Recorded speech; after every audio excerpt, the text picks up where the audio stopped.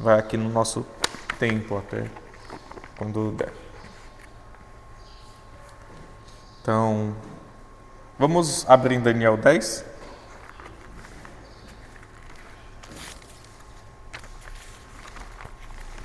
Daniel capítulo 10, princípio.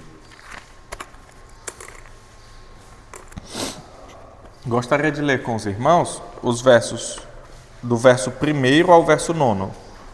Daniel 10, versículo 1 ao 9. Vamos ler de forma alternada, eu lerei os ímpares e os irmãos os versos pares. No terceiro ano de Ciro, rei da Pérsia, foi revelada uma palavra a Daniel, cujo nome é Beltesazar. A palavra era verdadeira e envolvia grande conflito. Ele entendeu a palavra e teve inteligência da visão.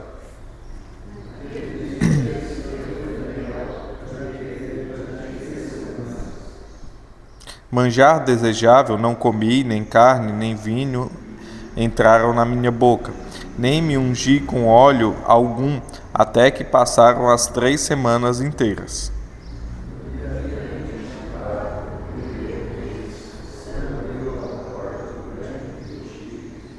Levantei os olhos e olhei, e eis um homem vestido de linho, cujos ombros estavam cingidos de ouro puro de Ufaz.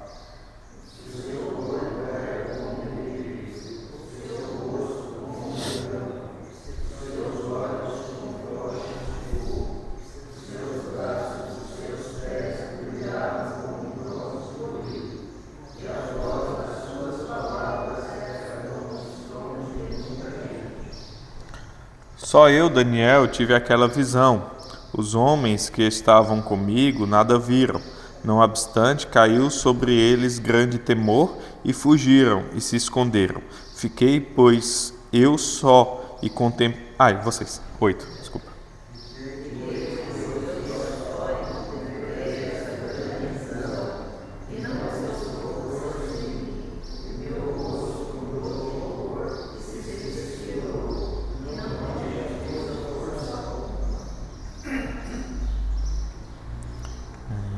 Contudo, ouvi a voz das suas palavras, e ouvindo, caí sem sentido, rosto em terra. Até aqui a palavra do Senhor. Então, Daniel tem mais uma visão, né? Seu livro vai trazer esses momentos em qual Daniel tem outras visões, e aqui chegando nos momentos finais ele tem uma revelação do futuro, que o faz entrar em um espanto. E também tem uma visão de um ser que o faz entrar assim, ter um grande espanto, e suas palavras também o fazem temer e cair no chão. A aula de hoje, segundo o nosso estudo que estamos fazendo, é o triunfo do reino de Deus. Então, chegando ao final do capítulo do livro de Daniel, Deus vai demonstrando para Daniel, e Daniel demonstrando as palavras de Deus para o povo, que aqueles reinos terrenos eram passageiros e que o reino de Deus era permanente, o reino que iria triunfar até o final. Então é um reino que não iria passar, é um reino que seria o reino vitorioso e que não seria passageiro como aqueles reinos terrenos. Então isso é uma ideia geral que o livro vai trazer. Nessa visão, algo nos chama a atenção que nesses versos que a gente leu. Primeiro, ele demonstra já o tempo que ele está, né? Terceiro ano do rei Ciro da Pérsia. Então, ele não está mais sobre o reinado, lá da onde começa o livro, mas já é o terceiro reinado ao qual ele está passando. Daniel não é mais um jovem que foi levado cativo. Aqui ele já é um senhor mais de idade, mais velho, mais experiente, que já viveu lá sobre a Babilônia, sobre os domínios de outros povos há muito tempo, e sonhava com aquela antiga terra da sua juventude, da sua adolescência, quando ele era criança. Então, há muito tempo ele tinha sido levado, ele agora já é um senhor de idade. Mas o que também é demonstrado através desses escritos é que, apesar da idade e da onde Daniel está vivendo, ele não muda. Ele agora já é um senhor, já muitos anos já passaram, e ele ainda demonstra a intimidade que ele tem com Deus de quando ele ainda era jovem. mesmo ele tendo anos e anos e anos fora da sua terra e vivendo sobre uma nações e nações inimigas que não observam o Senhor. Daniel continua firme perante Deus e ele ainda tem intimidade com Deus. Olha o que o texto diz. Ele entende a palavra e aí a palavra era verdadeira e envolvia um grande conflito. Ele entendeu a palavra e teve inteligência da visão. Então, Daniel ele compreende a visão, o que ele está recebendo de Deus como um grande conflito que irá acontecer.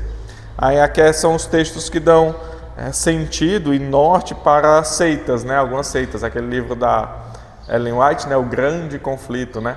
Então, muitas seitas eles se baseiam nesses textos de Daniel, Testemunha de Jeová, Adventista, e criam ali suas doutrinas. Por isso que são textos importantes que a gente tem que ver direitinho. Aí naqueles dias eu, Daniel, pranteei durante 3 semanas. Então, veja, Daniel ele tem uma visão de algo que vai acontecer grande, algo que vai ser assim, vai causar medo, um grande conflito. E o que é que ele faz? Ele não questiona Deus, ele não se desespera, ele não coloca Deus à prova, ele não fala contra Deus, mas ele vai o quê? Vai a Deus. Ele vai até o Senhor dele. Então, veja, ele está passando por um momento de dificuldade e o que é que ele faz? Corre para Deus. E isso já é uma grande verdade que nós temos que ter em nossa vida, que o livro de Daniel vai trazendo. Sempre que Daniel se vê em algum conflito, ele é levado cativo, ele é jogado na cova dos leões, seus amigos são jogados na fornalha, ele é questionado várias vezes, ele é posto à prova várias vezes. O que é que ele faz? Ele corre para Deus. Então isso é algo interessante. Então Daniel, ele durante 3 semanas, ele vai diante do Senhor quebrantando o seu coração. E ainda mais jejuando. Manjares desejáveis, versos 3, não comi nem carne, nem vinho, nem me ungi com óleo algum, até que se passaram as 3 semanas inteiras. O se ungir com óleo é se banhar, é se perfumar, é estar ali de uma maneira. Então ele se humilhou diante de Deus. Depois o texto vai tratar isso, a gente vai já ler. Então ele faz um jejum, ele vai ao Senhor buscar ele em oração e ele se humilha diante do Deus dele, para Deus olhar para ele, para Deus ver sua causa. Então a gente observa na Bíblia que o jejum é um mandamento cristão. Para o povo judeu era obrigado a jejuar pelo menos uma vez no ano. Tem a lei do Senhor que demonstra isso. No Novo Testamento, a gente viu nos domingos aí o Sermão do Monte, lá em Mateus 6, você pode abrir. Mateus capítulo 6.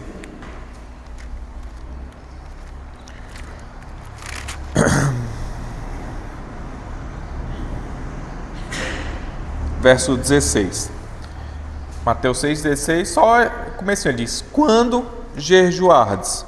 Quando jejuardes. Ele não está dizendo assim, ó, se vocês forem jejuar, ou se possível vocês jejuam. Não. Jesus ele já trata como um ato cristão o jejum. Por quê?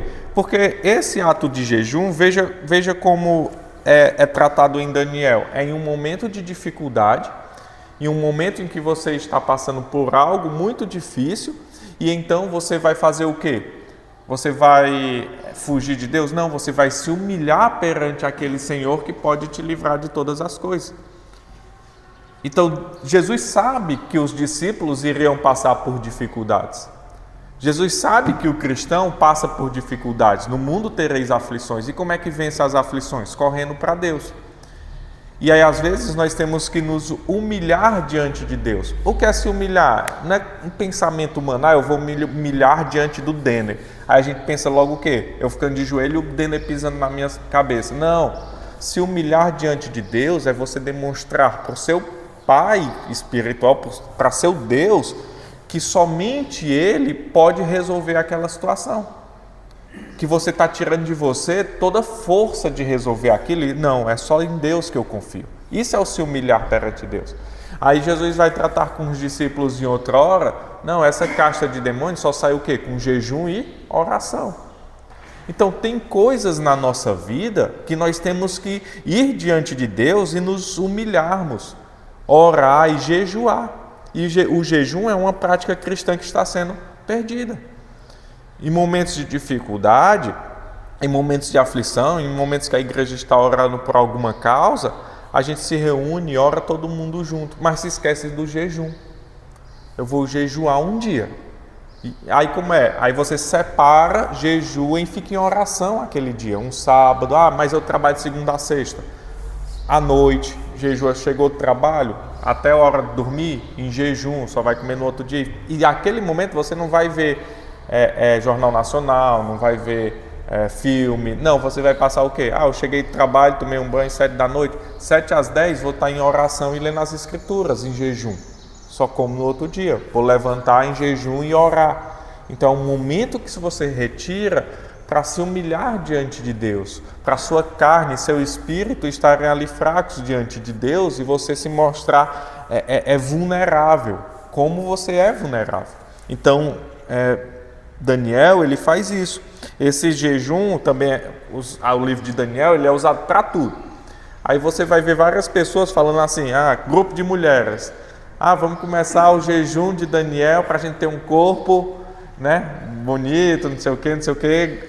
Glória a Deus. Assim, você vai estar cuidando da sua saúde, mas o propósito do jejum bíblico não é o corpo bonito. Apesar que a Bíblia, até ontem no congresso que eu fui de liderança, uma das palestras foi falando sobre o erro dos líderes, principalmente dos pastores, de não cuidarem do templo do Espírito Santo, do nosso corpo. Então a gente se alimenta mal, a gente não pratica exercício, a gente não cuida bem da nossa folga, então isso é algo ruim. A Bíblia ensina que nós devemos cuidar do nosso corpo, Então isso é bom, mas não o jejum de Daniel, aqui ele está demonstrando outra coisa espiritual, Mas o cuidar do corpo e jejuns assim de alguns tipos de alimentos que não fazem bem, isso também é válido.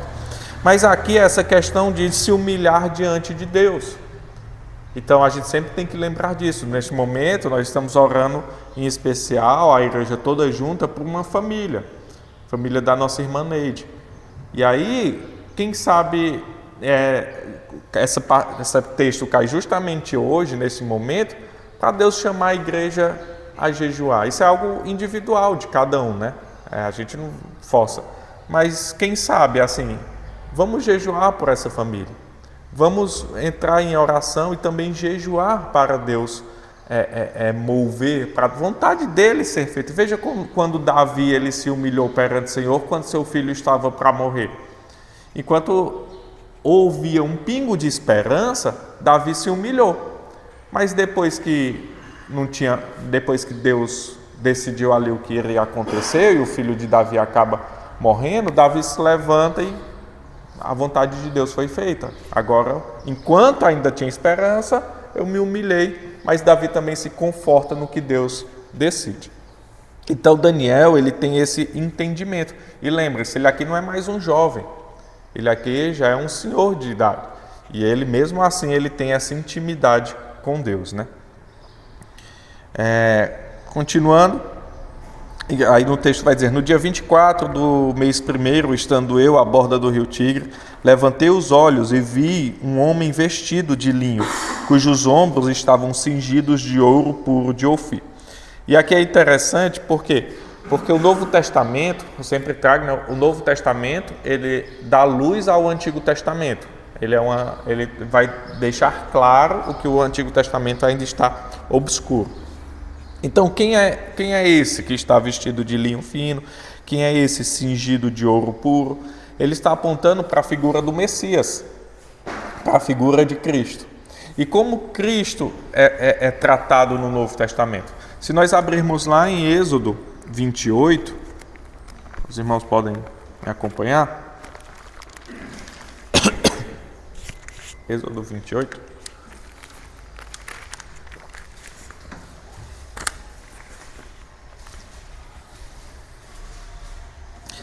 A partir do verso 3, ele vai estar descrevendo ali a vestimenta sacerdotal.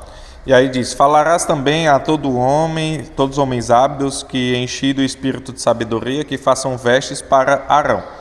Então, o Espírito Santo de Deus age em costureiros, para que os costureiros façam a vestimenta sacerdotal. Arão para consagrá-los para que ministrem ofício sacerdotal. As vestes, pois, que farão são estas: um peitoral, uma estola sacerdotal, um sobrepeles, uma túnica bordada, mitra e cinto. Farão vestes sagradas para Arão, teu filho, e para seus filhos, para me oficiarem como sacerdote. Terão ouro, estofa azul, púrpura, carmesim e linho fino. Então, o que Daniel vê é um sacerdote. A visão que Daniel está vendo é de um sacerdote. Ele sabia o que era um sacerdote. O povo judeu sabia qual era a vestimenta de um sacerdote. Aí ele diz: eu levanto meu olho e vejo um homem vestido de linho fino, com ombros que estavam cingidos de ouro puro de Ufaz. Então ele vê ali a figura de um sacerdote. Aí como é que ele vai descrever esse sacerdote? Seu corpo era de berilho, seu rosto como de relâmpago, os seus olhos como de tochas de fogo, os seus braços e os seus pés brilhavam como bronze polido, e a voz das suas palavras eram de estrondo de muita gente, né? Então um barulho assim gigantesco. Então veja, ele vê a figura, só que é um sacerdote diferente. Aí nós somos levados lá para Apocalipse também. Apocalipse 1. Lembrando que o livro de Daniel é de literatura apocalíptica. O estilo de escrita de Daniel, na Bíblia você vai ter poesia, você vai ter vários estilos literários. O estilo literário de Daniel é apocalíptico, o mesmo do livro de Apocalipse, que é o que? São revelações futuras. Então, Apocalipse, em inglês, o nome é Revelation, é uma revelação. Daniel é a mesma coisa, é escrita apocalíptica. Então, ele vai demonstrar essas visões e essas coisas que vão acontecer no futuro. Apocalipse 1, 13 a 15. Alguém pode ler, por favor? Apocalipse 1, 13 a 15.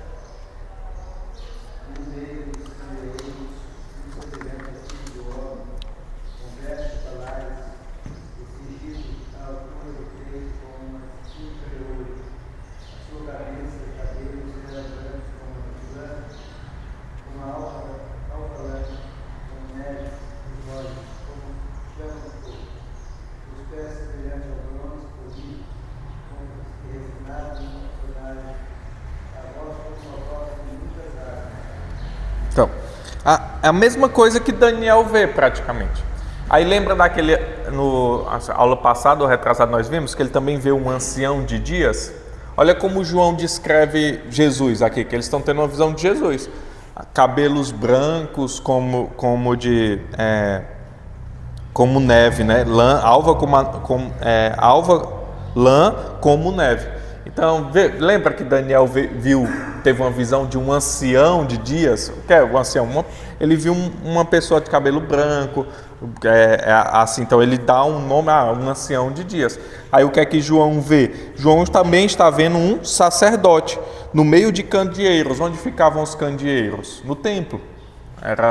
Eram os candeeiros que iluminavam.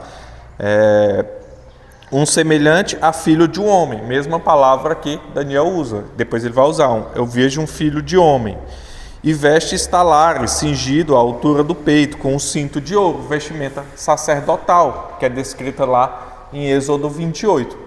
E em Hebreus, quem é que vai ser nosso sumo sacerdote? O autor do Hebreus vai dizer, nosso sumo sacerdote é Cristo.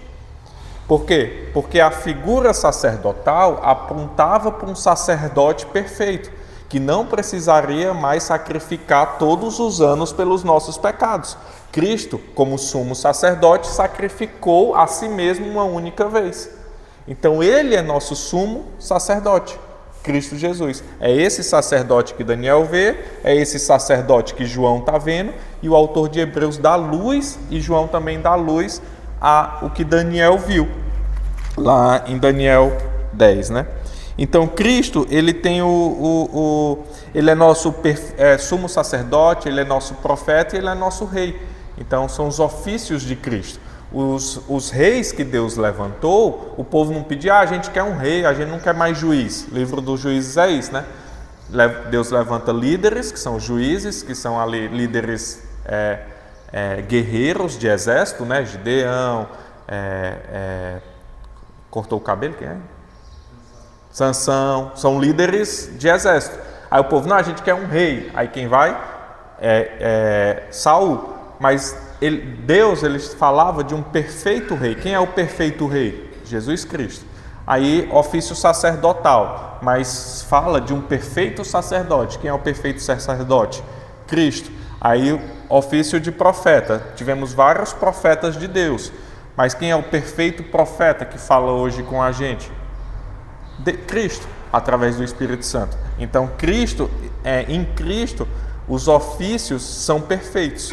Então, esse que Daniel vê, esse sacerdote, é Cristo. Lá em também Apocalipse 19, 12, vai demonstrar isso.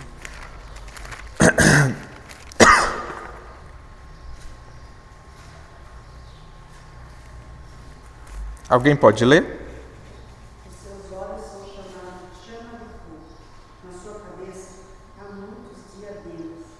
Tem um nome escrito que ninguém conhece, senão ele mesmo. Aí depois continua demonstrando, né? Está vestido com um manto tinto de sangue, o seu nome é chamado Verbo de Deus. Os seus olhos são chamas de fogo, que Daniel vê. Seu corpo é como berilho, seu rosto como um relâmpago, os seus olhos como tochas de fogo. Então, Daniel e João estão vendo a mesma pessoa, sendo que Daniel está falando ali cerca de 500 anos antes de Cristo nascer. E João está falando cerca de 60 a 80 anos depois de Cristo, ali em Apocalipse, quando ele é preso na ilha de Patmos. Lembrando que João era o discípulo mais novo, né? Por isso que é o discípulo amado. Ele era o adolescente da turma. Tinha um monte de gente adulta andando e João era aquele discípulo amado de Jesus, o mais novo. Por isso que ele está na crucificação, porque ele não pode ser preso, porque ele é de menor. E os outros não estão na crucificação. Aí quem é que está com Maria na crucificação? João, porque ele não pode ser preso, então ele é o discípulo amado. Então aí João ele escreve mais tardio, porque ele mais velho, preso na ilha de Patmos.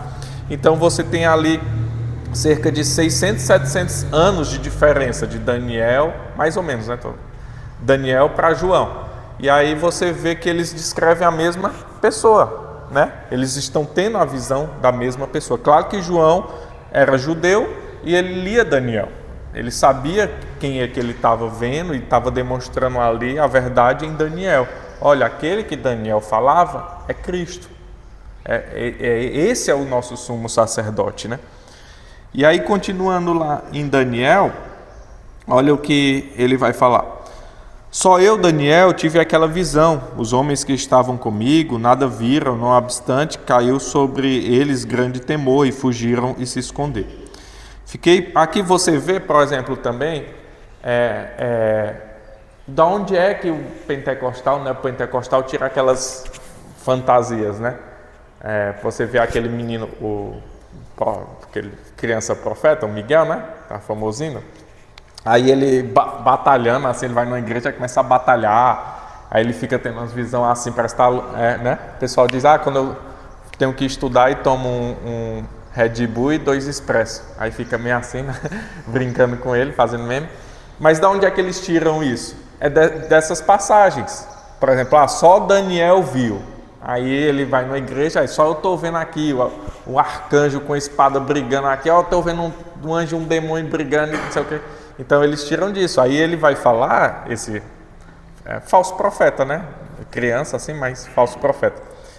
Ele vai falar o quê? Que Deus levanta profetas até hoje, né? De tempos em tempos. E ele é um desses profetas. Então a voz dele, desse Miguel de hoje, tem o mesmo peso da voz de Daniel, da voz de Isaías, da voz de Jeremias. Por isso que a gente não considera o neopentecostalismo. Porque eles pegam passagens como essa, disturpam e dizem, não, do jeito que falou com Daniel, fala comigo. Eu sou um Daniel de hoje, entendeu? É o mesmo peso para ele. Então, complicado. E daqui também vão surgir várias seitas. Fiquei, pois, eu só e contemplei esta grande visão e não restou força em mim. O meu rosto mudou de cor e se desfigurou e não retive força alguma. Contudo, ouvi a voz das suas palavras e ouvindo caí sem sentido em rosto de terra. Mesma coisa de João. Quando João ele contempla Jesus, ele fica como que morto. Ele cai no chão, ele perde as forças. Daniel, mesmo sentido. Daniel vê Jesus, aí o que é que ele faz? Ele cai. Igual o Chaves quando tinha um susto. O rosto desfigura, ele fica pálido e ele perde as forças. Por quê? Porque ele está vendo Deus.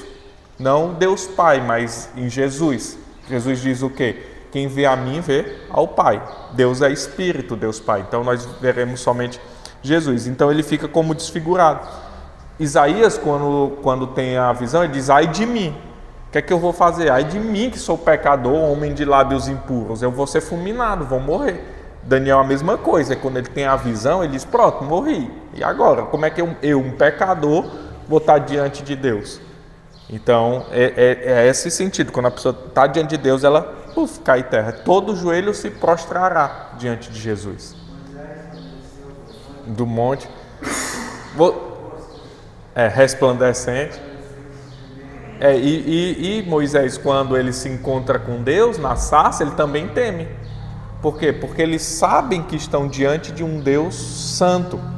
E que por mais que eles sejam homens de Deus, eles são meros pecadores. Então eles se assustam assim, eles temem. E você vai ver os homens de Deus dessa forma. E aí hoje você vê alguns pregadores, eles querendo ser semelhante a Deus, né? Já teve um pregador esses tempos que disse, né? Nós somos iguais a Jesus, nós somos iguais a Deus, né? Então, ele se equipar depois da morte de Cristo e da nossa salvação, então nós somos iguais a Jesus, não perde nada. Mas você vê, João, quando vê Jesus, ele cai em terra. Daniel, homem de Deus, viveu para Deus, quando vê Jesus, ele diz, pronto, vamos morrer. Então, é esse o sentido. Por quê? Porque não se compara, é muita santidade, é algo muito grande, né?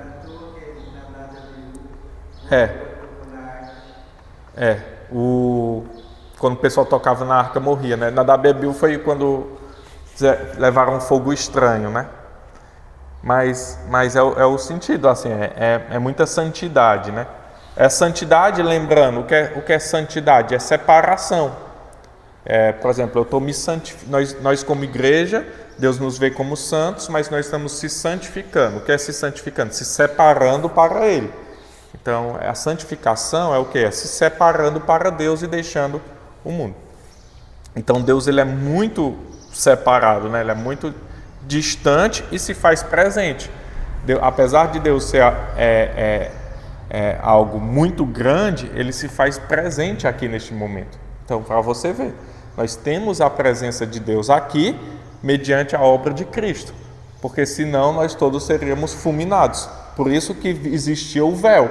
Lembra? Que somente um podia entrar e tinha que se lavar e tinha que sacrificar pelo pecador. Hoje nós temos livre acesso, o Espírito Santo mora dentro da gente, a gente não é morto. Por quê? Por causa da obra de Cristo. Aí, continuando no capítulo 10, eis que certa mão me tocou, sacudiu-me e me pôs sobre os meus joelhos e as palmas das minhas mãos. Então ele cai, como morto, né? Ele está lá, aí alguém pega ele, sacode ele, se ajeita aí, rapaz, e bota eles de joelhos, né? E sobre as palmas da mão, se segurando assim. E ele me disse: Daniel, homem muito amado, está atento às palavras que te vou dizer. Levanta-te sobre os pés, porque eis que te sou enviado. A falar ele comigo esta palavra, eu me pus em pé, tremendo. Então me disse: não temas, Daniel, porque desde o primeiro dia em que aplicastes aplicaste o coração a compreender e humilhar-te perante o teu Deus, foram ouvidas as tuas palavras, e por causa das tuas palavras é que eu vim. Veja como Daniel agiu, e de certa forma, não um entendimento errado, que nós vamos mudar Deus ou fazer Deus agir segundo o nosso querer. Mas olha como Deus olhou para Daniel. Daniel, porque tu me procurou, porque tu colocou teu coração em mim, né? Aplicaste o coração a compreender e humilhar-te, eu vim falar contigo. Então veja, em momentos que nós estamos passando por peleja, dificuldade, o que é que nós temos que fazer? É isso, é nos humilharmos perante o Senhor, é irmos para Ele, colocar nosso coração inteiro em Deus, como Daniel fez. De tudo que nós devemos guardar, de tudo que nós devemos fazer, é no coração. Guarda o teu coração, é a principal coisa. É converter o coração, é circuncidar, é batizar o coração, para você se converter verdadeiramente. Então veja, Daniel, ele leva seu coração a Deus e se humilha perante o Senhor. E aí Deus vem e olha para Daniel de uma forma diferente, e ele ama Daniel e ele fala com Daniel. Então ele, olha o verso 11 que eu já li, né? Daniel, homem muito amado. Quem está falando isso é Deus. Você é muito amado, Daniel. Por quê? Porque seu coração é meu. Porque você se humilha diante de mim. Se humilhar, lembrem-se, não é ser capacho. Se humilhar é você entregar a Ele todas as suas forças e dizer, ó, Deus, só tu que pode cuidar dessa situação. Então, Daniel age dessa forma. Aí ele fala, mas o príncipe do reino da Pérsia me resistiu por 21 dias, porém Miguel, um dos príncipes, veio para me ajudar. E eu obtive vitória sobre os reis da Pérsia. Aqui outra passagem que causa bastante dificuldade, se nós formos lá em Apocalipse 12, também, ainda em Apocalipse, veja que João e Daniel, eles vão tratando as mesmas formas, né? Mais ou menos as mesmas visões, os mesmos seres, assim, eles têm umas visões parecidas. Verso de número 7, alguém pode ler? Apocalipse 12, 7.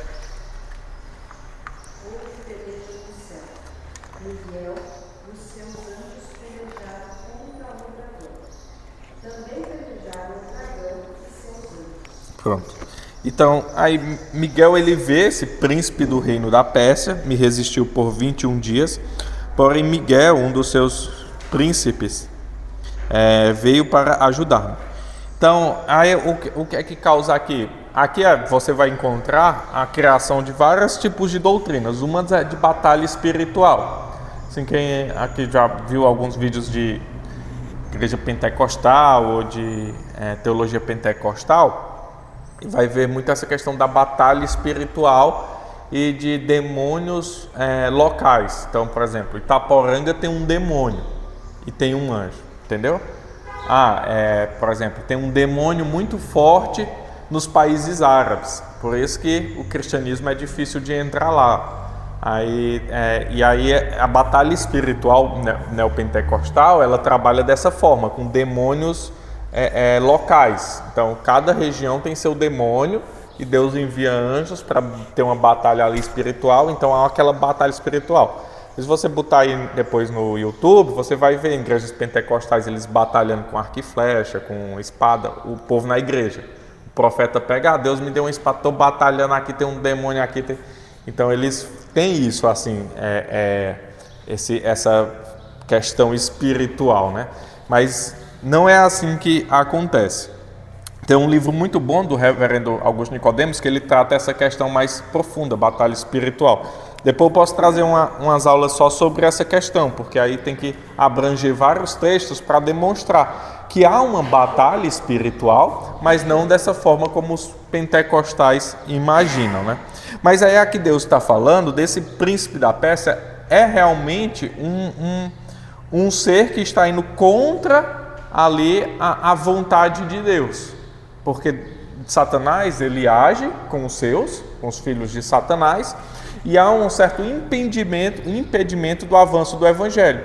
Quando isso vai ser rompido? Na cruz. E aí Apocalipse traz que aí naquele momento da vitória de Cristo na cruz, foi impedido de Satanás de enganar as nações. E aí o Evangelho se espalha. Lembra? A princípio, o Evangelho, o que é o Evangelho? As boas novas. Quando é que começa as boas novas? Gênesis 3, quando Deus diz, olha, você vai ter um descendente que pisará a cabeça da serpente. Isso é o Evangelho. Quem é esse? Cristo. Então o Evangelho começa no começo da Bíblia, não é só os 4 livros do Novo Testamento. O Evangelho é a boa notícia que é levada. Então, veja que o Evangelho, quando a gente olha para o período do Antigo Testamento, ele está preso em um local, de certa forma. Onde? Naquela região da Palestina, de Israel hoje, entendeu? Está naquela região. Depois de Cristo, o que é que faz? O Evangelho vem parar em Itaporanga. Então, a cruz foi a vitória de Cristo sobre Satanás, sobre o poder de Satanás. E aí o Evangelho pode se espalhar com maior facilidade. Então, a Bíblia trata dessa questão de uma batalha espiritual. Lembre-se, no Novo Testamento também vai trazer, a batalha de vocês não é contra carne, mas contra principados e potestades. É uma batalha espiritual que está acontecendo. Mas não daquela forma de espada, seu espírito batalhando contra as tentações de Satanás, é você batalhando contra o seu coração pecaminoso. Então, é uma batalha interna, né? Não de espadas. Porque ninguém pode medir esforços com Deus. Veja, já pensou Jesus brigando com o demônio? Olha a visão que Daniel tem, faz Daniel cair por terra. Se nós colocarmos Deus brigando com demônios, então a gente está equiparando Satanás a Deus. Quer dizer que eles têm exércitos iguais e eles brigam? Quer dizer que Deus fez um coliseu e diz, briga aí os demônios que eu gosto de ver vocês brigando. Não, porque ele não é soberano, ele não é poderoso. Se Deus quisesse, ele fazia assim, não quero ter briga não, acabou, meus anjos venceram, acabou, entendeu? Os demônios tremem de medo, eles prestam contas com Deus. Ó Jó, vamos abrir lá no livro de Jó. Alguém lê aí Jó, comecinho?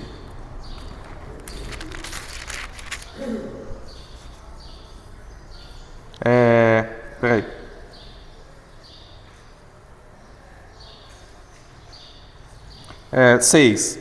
Jó 1:6. Esther, Jó, Salmos. Antes de Salmos.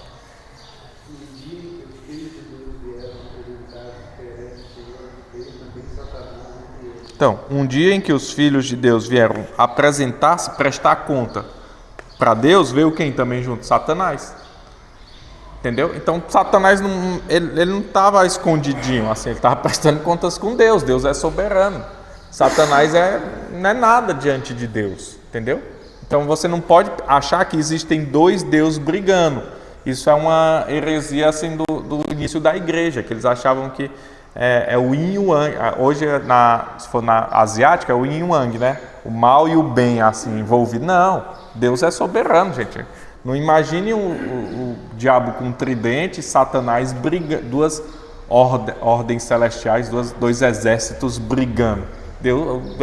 Deus não mede forças com ninguém, Deus é Deus, entendeu? Satanás é um anjo caído. Para Deus não significa nada. Assim, o que é que ele é? O tentador. Ele não tenta Jesus? Ele tenta Jesus, então ele é nosso tentador. A forma mais correta, e alguns estudiosos vão defender isso, é nós entendermos essas guerras como uma batalha jurídica. E aí você vê, Deus é tratado como o quê? O justo juiz. Jesus é o nosso defensor, Satanás, nosso acusador. Então alguns teólogos eles vão defender essas batalhas espirituais como uma batalha jurídica acontecendo. Satanás se apresenta como diante de Deus lá em Jó e ele faz o quê? Ele acusa Jó.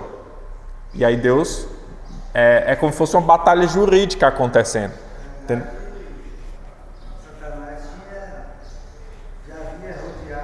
É. Jó e que ele Até. não acreditava que Jó tinha fé tão grande É. de não pecar. Aí Deus permitiu que ele Que ele- trocasse Jó, só não tira a vida dele. É. E aí você vê isso acontecendo. Lá em Judas, é um livro polêmico, vai trazer um texto também, que Miguel é apresentado em Apocalipse, aqui no livro de Judas. Esse Judas é o irmão de Jesus, não o Iscariotes.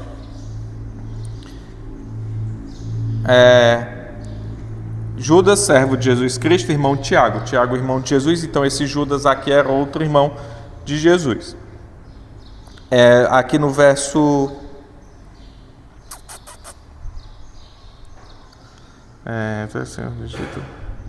Só um minuto.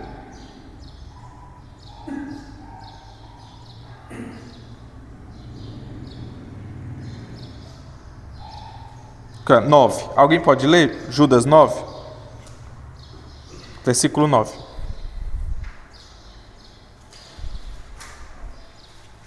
Contudo, a arcanjo Miguel, quando compreendia com o disputava a respeito do corpo de Moisés, não se atreveu a proferir juízo infamatório contra ele.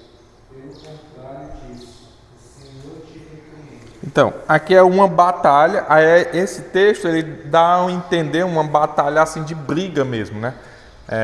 Satanás está levando o corpo de Moisés, aí chega Miguel, aí os dois começam a brigar. Eu pego o corpo, eu não pego. A gente vê aquele filme de ação acontecendo no céu, os corpos brigando assim, e Moisés para um lado para o outro. Mas aí Miguel, ele faz o quê? O Senhor te repreenda. Isso aqui é um texto que ele é muito utilizado para, por exemplo, às vezes as pessoas acham que principalmente no meio pentecostal, que tem muita autoridade, né, sobre demônios. Aí vai entrevistar demônio, vai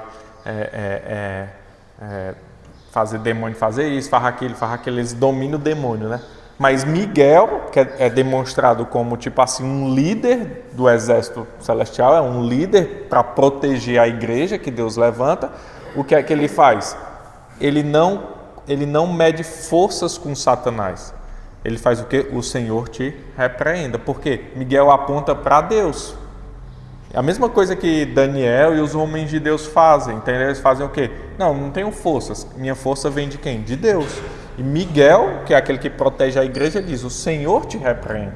O Senhor repreenda Satanás, né? E aí dá para se entender também como uma batalha jurídica. Eles estão debatendo que Moisés é salvo ou não. Contudo, o arcanjo Miguel, quando contendia com o diabo, disputava a respeito do corpo de Moisés. Moisés foi salvo ou não? Tem várias questões assim. Adão foi salvo ou não? Entendeu? O povo de Nínive que Jonas pregou foi salvo ou não? Né? Então, tipo assim, é a batalha. É crente ou não é? Vamos batalhar, vamos demonstrar. Moisés entrou na terra prometida? Não, mas ele foi salvo ou não? Porque ele reconheceu o Senhor e suas falhas. Entendeu? Adão e Eva pecaram, eles foram salvos ou não? Isso é discussão teológica. Eles reconheceram depois que o Salvador viria. Por isso que eles deram os nomes a seus filhos, depois de Caim, Abel, depois por Sete. Mas Adão deu o nome da mulher de Eva, mãe dos que vivem. Por quê? Porque ele creu na promessa. Ele errou, mas creu na promessa. Então, Satanás, ele pode ter de falar: não, esse aí não é crente não, acusando. Pô, ele pecou, eu dei a maçã para ela aí, ó. Não, comeu não, essa aí não é crente não. Aí Deus fala o quê? Mas ele creu na promessa. Ele acreditou que viria um Salvador, entendeu? Então é essa batalha que acontece. Moisés foi salvo? Moisés é crente? Moisés não é? Não é uma estamos batalhando aqui, porrada, o corpo é meu, puxa de um lado, puxa de outro. Porque nossa mente trabalha assim, por causa de filme, de ficção, essas coisas, né? Aí Miguel puxando de um lado, Satanás do outro, entendeu? Mas o entendimento é mais de uma batalha jurídica, é de um debate. Por quê? Porque Deus não mede forças. Quem trabalha muito bem isso, sabe quem é o Alto da Compadecida. Vocês já assistiram o filme? Quando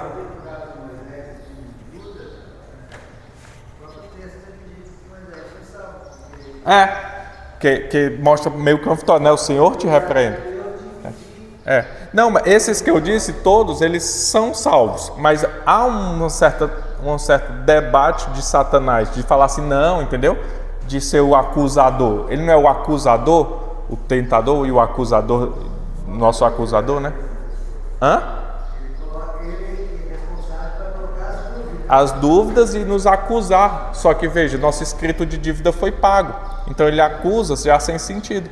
E isso acontece, o Alto da Compadecida, apesar de ter um viés católico, ele traz coisas interessantes, porque ele demonstra isso.